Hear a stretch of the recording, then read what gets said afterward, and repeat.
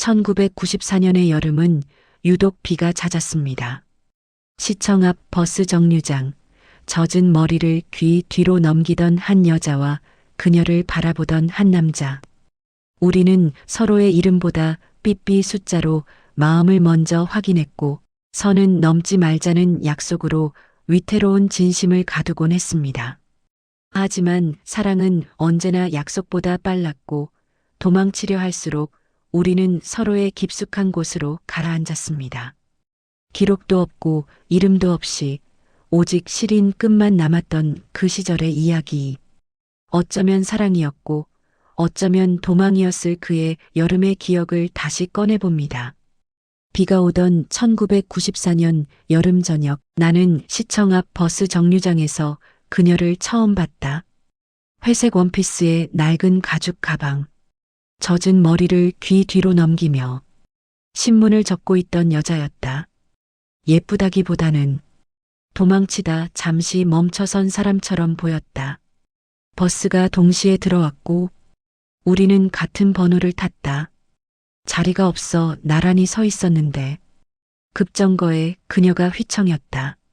나는 반사적으로 팔을 내밀었다. 괜찮으세요? 그녀는 잠깐 나를 보더니 아주 작게 웃었다. 그 웃음 하나로 그날의 비는 전부 의미를 가졌다. 그녀의 이름은 윤서, 출판사 편집자였다. 나는 광고회사 대리, 야근이 일상이고 집에는 늘 불이 꺼져 있었다. 그날 이후 우리는 이상하게 자주 마주쳤다. 같은 버스, 같은 시간. 말은 없었고 침묵이 자연스러워졌다. 어느 날 내가 물었다. 일 끝나고 커피 한 잔 하실래요? 윤서는 잠시 망설이다가 말했다. 오늘은 안 돼요. 남편이 기다려요. 그 말에 내 심장이 잠깐 멈췄다.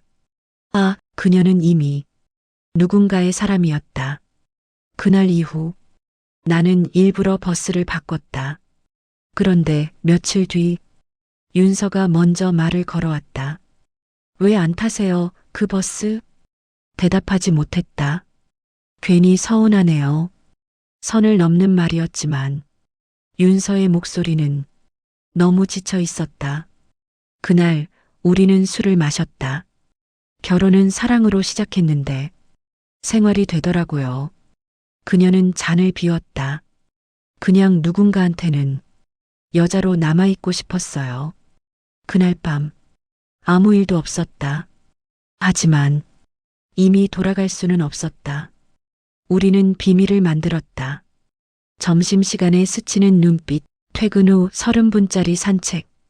전화는 하지 않았고 삐삐 번호만 남겼다. 200일. 그건 보고 싶다는 뜻이었다. 윤서는 늘 말했다. 우린 선 넘지 말자. 나는 고개를 끄덕였다. 하지만 마음이 먼저 넘었다. 그날은 윤서의 생일이었다. 오늘은 그냥 조금만 같이 있고 싶어요. 그 말에 나는 거절하지 못했다. 작은 여관, 낡은 침대, 창밖으로 스치는 택시 불빛. 윤서는 울었다. 미안해요. 나는 말했다. 괜찮아요. 하지만 아무도 괜찮지 않았다. 그 이후로 윤서는 점점 멀어졌다. 전화는 줄었고 만남은 짧아졌다. 어느 날 윤서는 말했다. 그만해야 할 것 같아요. 나는 웃으며 말했다. 알아요. 하지만 그날 밤 집에 돌아와 처음으로 술에 취해 울었다. 며칠 뒤 윤서의 남편을 봤다. 회사 앞에서 윤서를 기다리던 남자. 평범했고 착해 보였고 윤서를 사랑하는 얼굴이었다.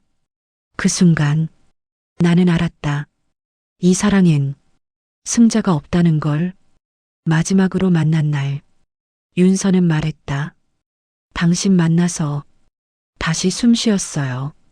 나는 대답했다. 당신 때문에 숨 쉬는 법을 배웠어요. 우리는 아무 약속도 하지 않았다. 그리고 다시는 만나지 않았다. 1990년대 도시에는 이런 사랑이 많았다. 이름도 없고 기록도 없고 끝만 남는 사랑. 나는 아직도 비 오는 날이면 그 버스 정류장을 지나친다. 그리고 가끔 생각한다. 그게 사랑이었는지 도망이었는지. 하지만 한 가지는 분명하다. 그 여름 우리는 서로의 인생에서 가장 위험하게 살아 있었다. 그렇게 끝났다고 생각했다. 서로의 삶에서 조용히 빠져나온 줄 알았다. 그런데 세상은 사람 마음보다 집요했다. 반년쯤 지났을 무렵 회사에 소문이 돌았다. 새 거래처 담당자가 온다. 본사에서 직접 내려온다. 나는 아무 생각 없이 회의실 문을 열었다. 그리고 윤서가 서 있었다. 단정한 정장, 짧아진 머리, 더 단단해진 눈빛. 우리는 동시에 멈췄다. 아무도 눈치채지 못했지만 우리 둘만은 알았다. 다시 만났다는 사실보다 아직 끝나지 않았다는 걸. 오랜만이네요. 윤서가 먼저 말했다. 그러네요. 그게 전부였다. 하지만 그 한마디로 내 속은 엉망이 됐다. 회의는 지옥 같았다. 윤서는 완벽했고 차분했고 나를 보지 않았다. 그게 더 괴로웠다. 회의가 끝난 뒤 엘리베이터 앞에서 우리는 또 둘만 남았다. 문이 닫히자 윤서가 낮게 말했다. 여기서 이러지 말아요. 연락하지도 않은 척도 하지 말아요. 엘리베이터가 멈췄다. 윤서는 내리지 않았다. 나도 내리지 않았다. 문이 다시 닫혔다. 그 짧은 정적 속에서 윤서의 손이 미세하게 떨리고 있었다. 그날 밤 삐삐가 울렸다. 200일.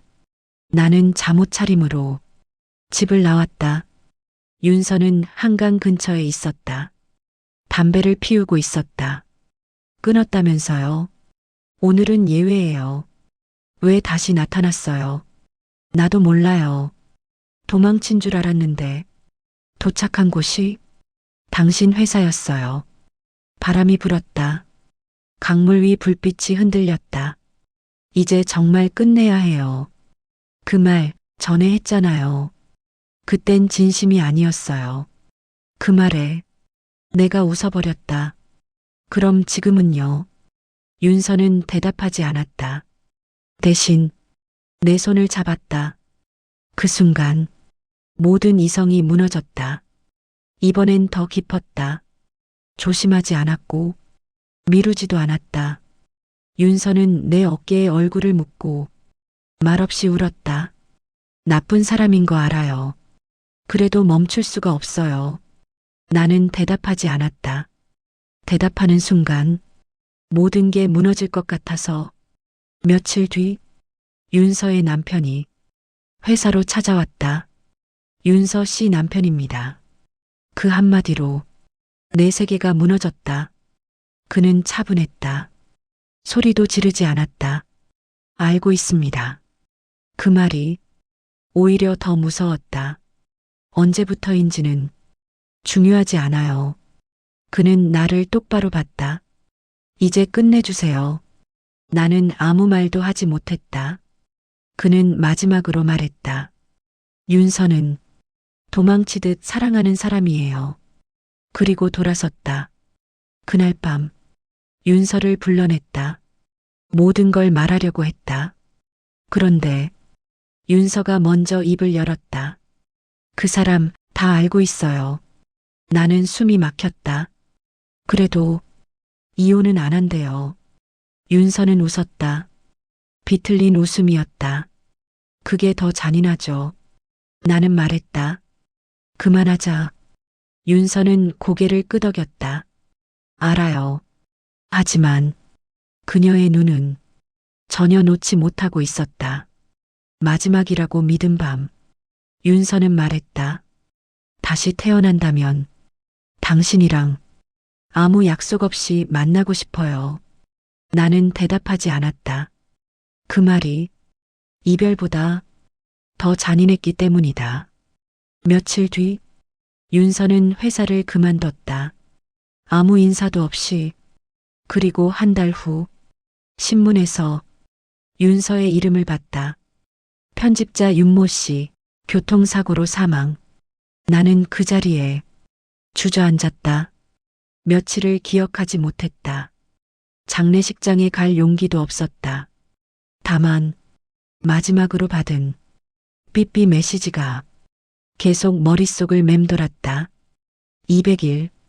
그게 보고 싶다는 뜻이었는지 살려달라는 뜻이었는지 나는 아직도 모른다. 그 사랑은 끝난 게 아니라 사라진 거였다. 그리고 사라진 것들은 언젠가 다시 돌아온다. 윤서가 사라진 뒤에도 도시는 아무 일 없다는 듯 돌아갔다. 출근 시간에 지하철, 커피 향이 가득한 사무실, 야근 뒤 허기진 밤거리. 모든 게 그대로였는데 나만 멈춰 있었다.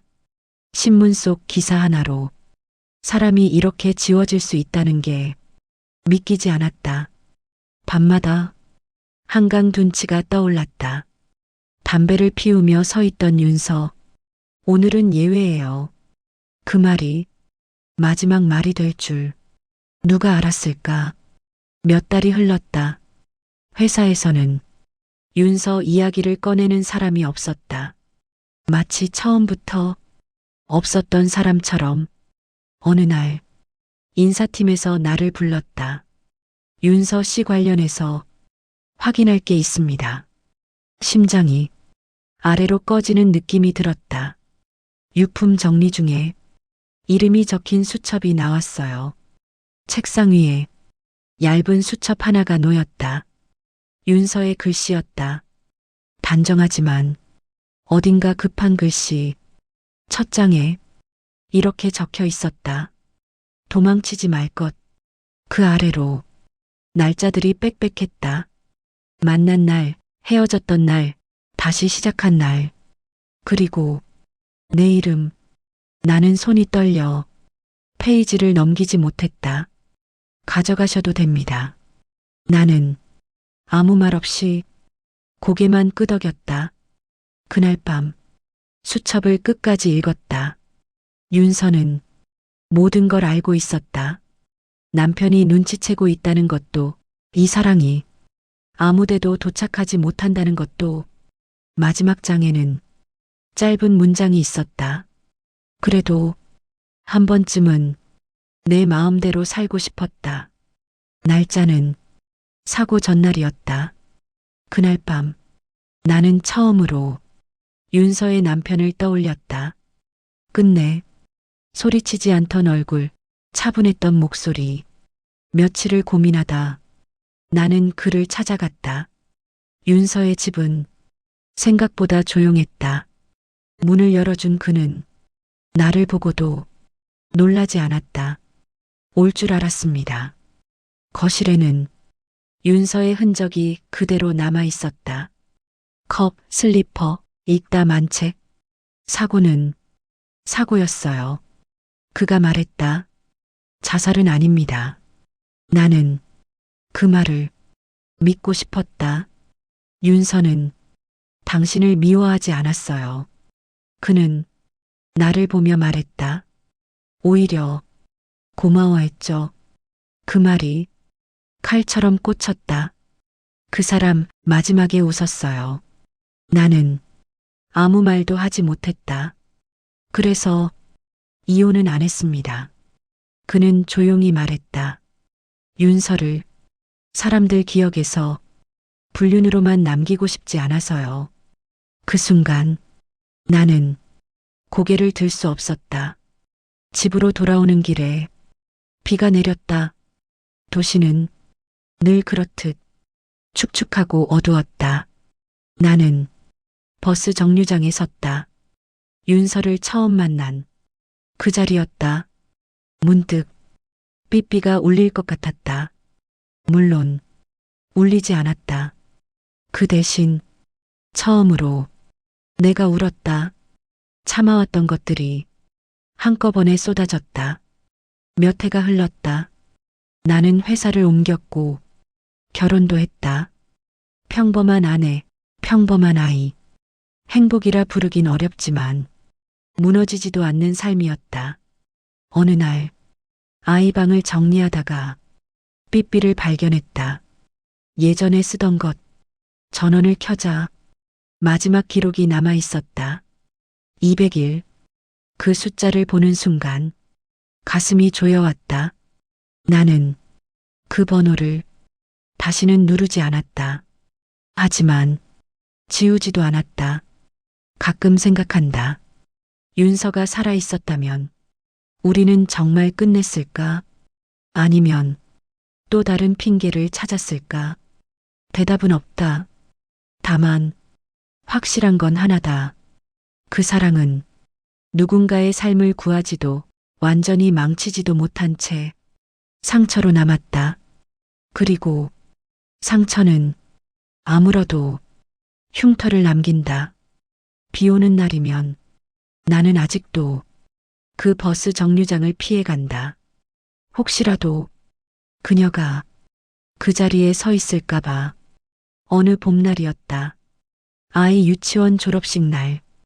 꽃다발을 들고 서 있는데 낯익은 얼굴이 보였다. 윤서의 남편이었다. 아니, 윤서의 남편이었던 사람. 그는 나를 보자 잠시 멈췄다가 천천히 다가왔다. 잘 지내셨죠?